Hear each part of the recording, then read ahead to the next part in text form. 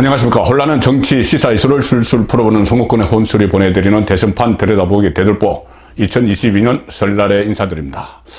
자, 3월 9일 대통령 선거 과연 누가 승리를 할까요? 일단 여러 가지 여론조사가 다양하게 실시가 되고 있죠. 가장 정확히 예측할 수 있는 건 아무래도 지지율 조사입니다. 다음 대선 대통령감으로 누구를 지지하느냐, 이 지지율 조사가 가장 예측 가능한 설문조사 중에 하나죠. 그런데 지지율 조사에서 잡히지 않는 부분들이 또 있습니다. 다양한 평가, 각 후보들의 다양한 평가, 이것을 그냥 하나의 지지율, 이 안에 다 섞이기도 하지만은 지지율 조사에서 또 잡히지 않는 부분들도 있기 때문에 오늘은 제가 그런 부분에 대한 여론조사 결과를 몇 가지를 설명을 드리고, 그것이 다음 대통령이 누가 될지를 예측하는 하나의 판단 기준이 될 수 있다. 그 부분에 대해서 말씀을 드리겠습니다. 일단 설 연휴 초반, 지난 토요일까지 실시된 여론조사 결과가 지금 조금씩 나오고 있습니다. 설 차례상 민심의 일부분을 좀 볼 수 있는 그런 조사인데, 일단은 지금 보수, 진보, 지지층들이 좀 결집을 하는 그런 양상이 오늘 발표된 여론조사에서 나타나고 있습니다. 가령 안철수 후보는 좀 상당히 주춤하는 그런 모습인데, 반면에 윤석열 후보가 많이 좀 앞서 나가는 결과가 나왔고, 이재명 후보는 그대로 박스권에서 30%대 중반 박스권에서 정체가 되어 있는 그런 여론조사 결과가 오늘도 나왔습니다. 데일리안이 여론조사 공정 여기에 의뢰를 해서 지지율 조사를 한 것을 보면은 윤석열이 43.5%, 이재명이 38.1%, 5.4% 차이인데 이 오차범위 안에 있습니다. 자, 그런데 윤석열은 지난주보다 2.5%포인트가 올랐고, 이재명은 거의 그대로입니다. 안철수는 2%포인트가 떨어져서 지금 7.8%, 다시 한 자릿수로 내려온 이 상황입니다. 자, 말씀드린 대로 실제 이 지지율이 나중에 득표율, 실제 투표장에 가서 득표하는 득표율에 가장 근접한 조사 항목일 수가 있습니다. 얼마나 득표를 할지 가장 중요한 예측 기준이 되는 것은 물론 지지율이죠. 그런데 지지율 외에 또 다른 요소들도 어느 정도 포함이 돼서 실제 투표가 이루어지기 때문에 그 다른 요소들을 좀 살펴보려고 합니다. 자, 이번 선거는 최선이 아니고 차악을 뽑는 선거다 이런 이야기를 많이 하죠. 호감도, 비호감도 조사에서 그런 것이 나타납니다. 어떤 후보가 마음에 드느냐, 이것보다는 누가 덜 나쁜가, 차악이 누군가, 이것을 뽑는 선거다. 선거가 항상 그런 경우로 흘러가는 사례가 많습니다. 최선의 후보보다는 차악의 후보를 뽑는 그런 선거가 많은데, 이번은 특히 그런 것 같습니다. 왜 그러냐면은 호감도 조사, 이 사람에게 후보에게 호감이 가느냐, 호감이 가지 않느냐, 이 조사에서 어느 후보를 막론하고 비호감이 훨씬 큽니다. 이 갤럽이 지난주에 발표한 조사, 지난주 1월 초에 발표한 조사를 보면은 이 각 후보들에 대해서 호감이 간다. 이 조사를 보면은 이재명 36, 윤석열 25, 안철수 38. 안철수가 호감이 가는 1입니다. 워낙 이재명, 윤석열 후보에 대해서 검증이 막 이루어지고 있기 때문에 안철수는 거기에 비해서는 상대적으로 검증 대상에서 좀 떨어져 있죠. 아무래도 3위 후보다 보니까. 자, 그리고 호감이 안 간다. 여기는 이재명이 58%, 윤석열은 68%입니다. 그리고 안철수가 54%. 호감이 안 간다도 안철수가 가장 낮죠. 근데 어쨌든 이 모든 후보가 비호감도가 호감도보다 훨씬 높은 이런 상황에 지금 대선이 되고 있습니다. 자, 여기서 알 수 있는 것은 첫 번째는 이재명에게 호감이 간다 36%. 이게 상당히 의미가 있습니다. 왜 그러냐면은 이재명의 지금 박스권 지지율이 딱 30%대 중반입니다. 항상 35, 36, 37 이렇게 나오죠. 33부터. 자, 그런데 호감이 간다고 응답한 사람도 딱 36%. 박스권 지지율과 똑같죠. 이것은 이재명의 콘크리트 지지층이다. 이렇게 보시면 될 겁니다. 콘크리트 지지층인데 이 상태로는 이재명이 당선되지 못하죠. 왜 그러냐면은 이 다자 대결 구도에서는 40%를 넘어야 되고, 양자 대결로 가면은 50%가 넘어야지 당선이 됩니다. 2017년 대선 때 문재인 후보가 그때 사자였죠. 홍준표, 안철수, 유승민이 다 나왔을 때 41.6%, 41%로 당선이 됐습니다. 그리고 거의 양자로 치러졌던 이 박근혜, 이 문재인 양자 대결로 치러졌던 2012년 대선에서는 박근혜 후보가 51.6%, 양자에서는 50%대를 받아야지 당선이 되고 다자에서는 40%대를 받아야지 당선이 되는데 지금 이재명은 30%대 중반에 갇혀 있죠. 그러니 호감도 조사까지 30%대 중반에 갇혀 있기 때문에 이것은 이재명에게 가장 이 엄중한 현실이 될 것이다. 자, 그런 생각이 드는 이 호감도 조사입니다.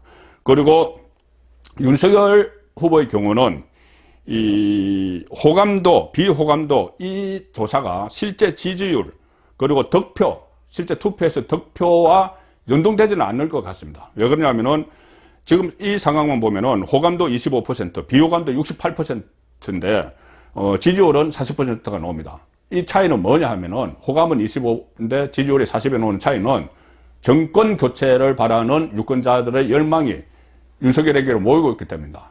윤석열이 그다지 호감이 가지 않지만 그래도 윤석열을 지지를 하고 윤석열을 찍어야 정권 교체가 된다.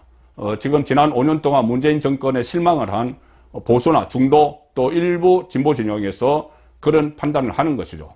가령 예를 들어서 진보 진영 유권자 중에서 과거에 이낙연을 지지했던 경선에서 이런 유권자들은 윤석열이 호감이 가지 않지만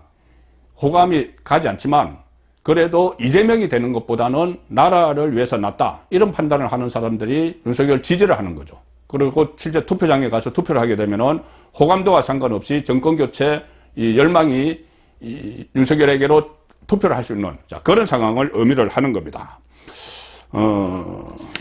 그리고 또 하나 이 다양한 평가가 가능한데 각 후보들에 대해서 오늘 나온 여론조사 공정, 조금 전에 소개해드린 그 여론조사 공정에서 이런 질문을 했습니다.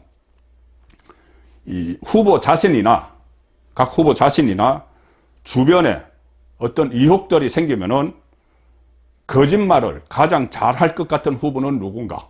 자, 어떤 의혹에 막 휩싸였을 때, 가령 예를 들어서 이재명 대장동 의혹, 또 윤석열 고발사주 의혹, 이런 거에 휩싸였을 때 거짓말을 누가 잘할 것 같은가? 누가 거짓말쟁이 대통령인 것 같은가? 이 질문입니다.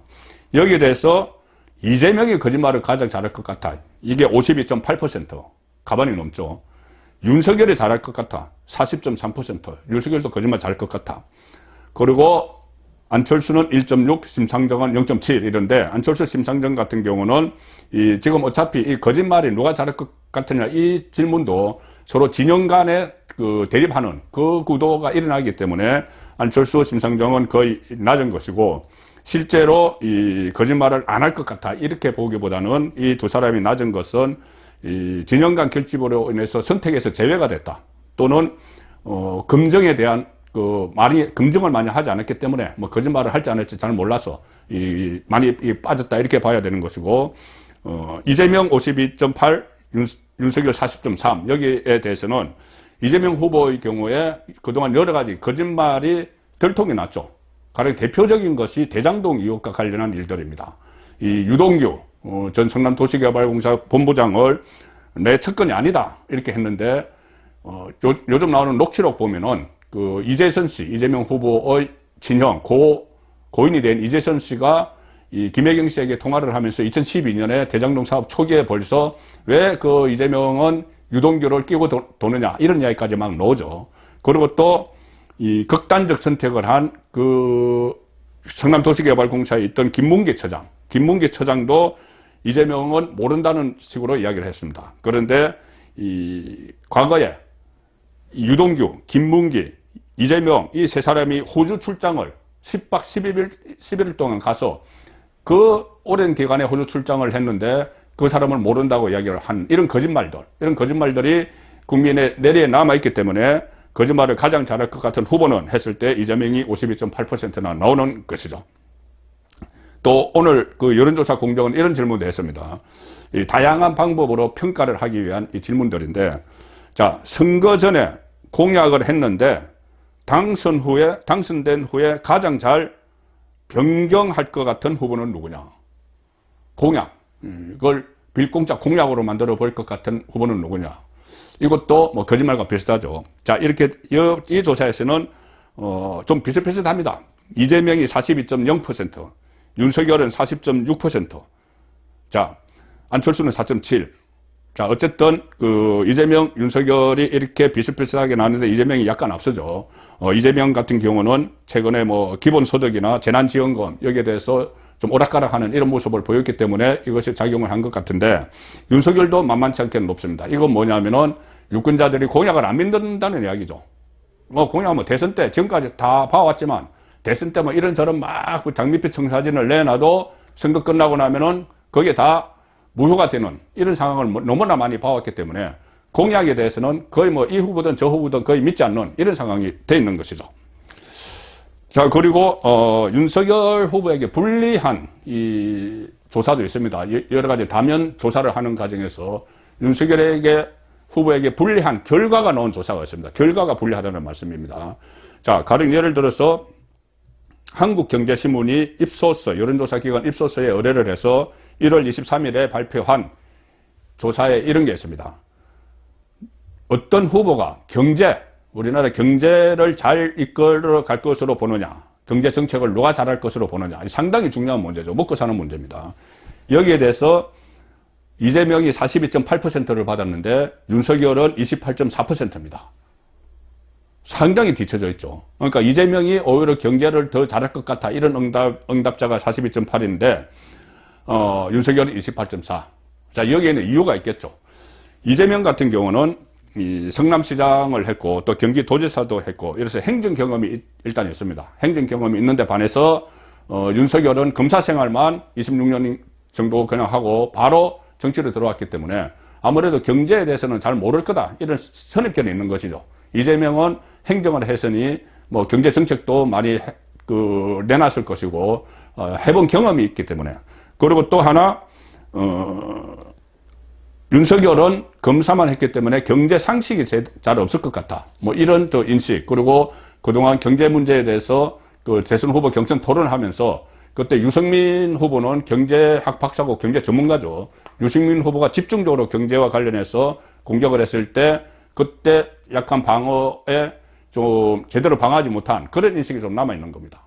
자, 그런데 이재명은 이 집권 여당 프리미엄도 가지고 있죠. 뭐냐면은 집권 여당으로서 경제 공약을 막 쏟아냈습니다. 연초부터. 뭐 세계 5대 강국을 만들겠다. 국민소득 5만 달러 시대를 열겠다. 이런 식으로 여러 가지 경제 정책을 쏟아냈는데 비해서 윤석열 후보는 어떤 네거티브 공세에 방어를 하는데 좀 주력한 그 기간이었기 때문에 이 윤석열 후보가 경제를 잘 못할 것 같다는 이런 인식이 심어져 있는데 그 전에 윤석열 후보가 그런 말을 한 적이 있죠. 전두환 전 대통령에 대해 평가를 하면서 어떤 경제 같은 것은 전문가에게 맡기는 정말 그런 인사는 잘한 것이다 이런 이야기를 한 것처럼 경제 문제는 전문가에게 맡기는 그리고 본인이 물론 정확히 알면 좋지만은 그렇지 못할 상황에서는 경제 같은 것은 정말 자네가 뭐 경제에서는 대통령이야 이렇게 과거 대통령이 이야기했다는 듯이 전두환이 이야기했다는 듯이 전문가를 발탁을 하는 자 그런 모습을 앞으로 보여주면 충분히 만회를 할 수 있다 그렇게 생각이 드는 부분입니다. 이런 조사도 있습니다. PNR이 뉴델리 의뢰로 1월 말에 조사한 건데 자 갑자기 다급한 일이 생겨서 아이를 봐달라고 부탁해야 한다면 누구에게 하겠느냐 이런 조사도 있습니다. 자 누구겠습니까? 윤석열이 31.2 윤석열에게 맡겨야겠다. 아이를 좀 봐달라고. 이재명 26.8 안철수 18.9 이렇게 나왔는데 이 윤석열이 앞서죠. 한 55% 정도 앞섰는데 이 이야기는 어떤 신뢰를 할 수 있는 후보다. 또 좀 책임감이 있을 것 같아. 내 아이를 급할 때 맡길 수 있으면 좀 신뢰를 하고 책임감이 있어 보여야 되는 것이죠. 자, 그런 측면에서는 이 윤석열이 앞섰다. 그리고 또 하나 이번 대선에서는 배우자들이 상당히 중요해졌죠. 김혜경 씨도 여러 가지 논란에 휩싸였고 최근에는 공무원에 대한 경기도청 공무원에 대한 갑질 논란도 막 불거졌죠. 아직까지 거기에 대해서 제대로 해명을 못하고 있습니다. 그리고 뭐 김건희 씨는 아시다시피 처음부터 뭐 줄리 의혹부터 시작해서 경력 가장 또 최근에는 7시간 통화 이런 것들이 있었는데 배우자가 이 대선 후보 선택을 하는데 영향을 미칠 것이라고 하는 응답자가 전체 유권자의 절반 정도 되는 상황입니다. 상당히 중요하죠. 자, 그렇다면은 두 배우자, 윤석열 부인 김건희 씨, 이재명 부인 김혜경 씨, 두 배우자에 대한 호감도 조사가 또 있습니다. 이 호감도 조사를 보면은 뉴스핌이 의뢰를 해서 코리아 정보 리서치가 얼마 전에 조사한 결과입니다. 자, 호감, 누가 더 호감이 가느냐? 일단, 지금까지 보면은 김건희 씨가 집중적인 공격을 당했죠. 자, 몰래 녹음을 해가지고, 공중파에서 방송도 하고, 또 봤다는 사람 나타나고, 그랬으면은 호감도가 상당히 낮을 것 같은데, 자, 조사 결과는 그렇지 않습니다. 비슷합니다. 호감도, 김혜경 씨와 김건희 씨 호감도, 김건희 40.7, 김혜경 40.3, 거의 비슷하다. 김건희 씨가 약간 앞서는 0.4% 앞서는. 자, 그래서 상당히 선방을 했다. 여러 가지 네거티브, 김건희 씨를 겨냥한 네거티브가 쏟아졌는데 선방을 했다. 그런 결과를 여기서 알 수가 있습니다. 둘 다 비호감. 이것은 15.5%나 됩니다. 둘 다 비호감. 자, 그래서 어쨌든 이 부분에서는 집중 공격을 받은 김건희 씨가 좀 선방을 한, 그런 여론조사 결과였고, 자, 가장 중요한 것은 당선되는 거죠. 자, 이런 여론조사 결과들을 쭉 소개해 드렸는데, 여론조사 기관이 조사를 하면서 마지막으로 묻는 것은 이런 게 있습니다. 누구를 지지하느냐와 상관없이 누가 대통령이 될 것 같으냐, 누가 당선될 것 같으냐, 이 부분은 전체적인 민심입니다. 내가 가령 윤석열을 지지한다고 해도 주변 사람들 말을 들어보니, 윤석열이 어렵겠어. 이재명이 될 것 같아. 혹은 반대로, 주변 사람들, 내가 윤석열을 지지하지 않지만, 주변 사람들 이렇게 반응하는 거 보니, 윤석열이 될 것 같아. 이재명은 어렵겠어. 이런 식의, 종합적인 여론이죠. 민심, 현장 민심이죠. 그것을 어떻게 보느냐. 이 물음이 당선 가능성 조사입니다. 이 지지와 상관없이. 이 조사를 보면은 PNR, 조금 전에 말씀드린 PNR 조사에서 윤석열이 당선될 것 같아 48.5, 이재명이 될 것 같아 42.4, 안철수 4.4 이렇게 나옵니다. 자, 48.5 대 42.4로 윤석열이 될 것 같아. 이게 많습니다. 또 KSOI 한국사회여론연구소죠. 여기서 28일, 29일 조사한 것을 보면은 윤석열이 될 것 같아 47.3, 이재명이 될 것 같아 43.3. 자, 이렇게 나오는데 이 윤석열은 한 주 사이에 7.3%포인트나 올랐습니다. 윤석열이 될 것 같아. 이렇게 응답하는 쪽이. 그리고 이재명이 될 것 같아는 5.8%포인트가 내렸습니다. 그전에는 이재명이 윤석열보다 당선 가능성이 더 높게 나왔는데 한 주 사이에 완전히 뒤바뀐 결과가 지난 설 연휴 들어가기 전에 나온 여론조사 결과입니다. 그동안 이재명 후보에 대해서 여러 가지 의혹들이 쏟아졌죠. 공무원에 대한 갑질이라든가 또 형수 욕설 이런 것이 또 새로운 녹음 테이프가 쏟아지고 이런 아주 악재가 많이 쌓인 그 상황에서 이재명은 당선이 어려울 것 같아. 오히려 윤석열이 당선이 될 것 같아. 이런 여론이 현장에서 일어났던 것이죠. 자, 그래서 지금 말씀드린 이런 여론들을 쭉 종합해 보면은 전체적으로는 차기 대통령의 윤석열이 더 근접했다. 그렇게 종합해서 정리를 드릴 수가 있겠습니다. 물론 경제를 잘해야 된다. 경제 정책을 잘할 거다는 이런 그래도 사람을 잘 쓰서라도 잘할 것 같다는 이런 이미지를 앞으로 심어주는 그런 과제가 남아 있죠. 그렇지만 전반적으로 보면은 설 민심까지 종합을 해보면은 차기 대통령은 윤석열 쪽으로 조금 더 접근하고 있지 않느냐. 그런 판단을 드렸습니다. 송국근의 대들보였습니다.